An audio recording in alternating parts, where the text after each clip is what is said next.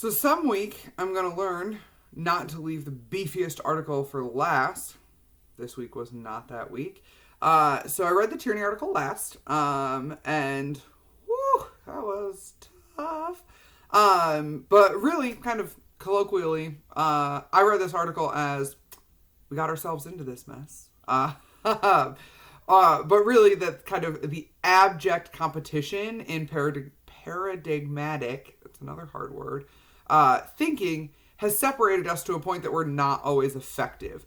So, this idea that as a postmodernist, I can't, I don't totally identify that way, but a little bit, I can't acknowledge the validity of others' research because it's not done in the same paradigm as mine, which in some respects, I think lends to higher ed as a whole, right?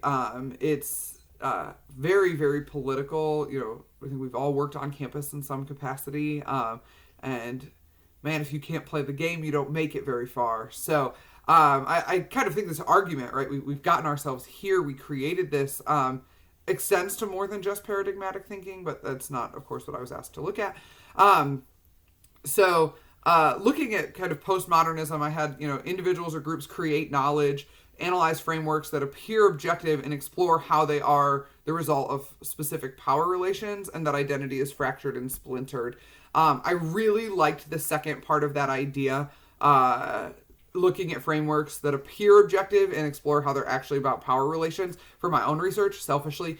The prison industry is an issue. I think we often forget or are too privileged to have to acknowledge that the system of today is not about rehabilitation, right? It's not about reform. It might be, some programs are, we're trying to make it that way. We try to sell it that way. But that's not it. We make the money off the back of prisoners. It's not about changing behavior, reforming individuals anymore. I like the idea of having to better define kind of the way he brought it. Brought it together. That we have to better define the university, the kind of big picture. In my community college class in my master's program, we talked a lot about mission creep, specific to community colleges, right? They started as one thing and have kind of taken on all of this. Our faculty was former military, so mission creep is a military term.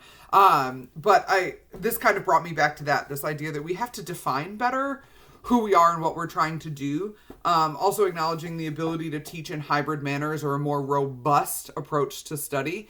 I think they're great suggestions, but I think we've also acknowledged, and it was somewhere in my master's program, that when we were those young whippersnappers, like some of the housing kids now, and we're like, oh, we're going to change the whole system.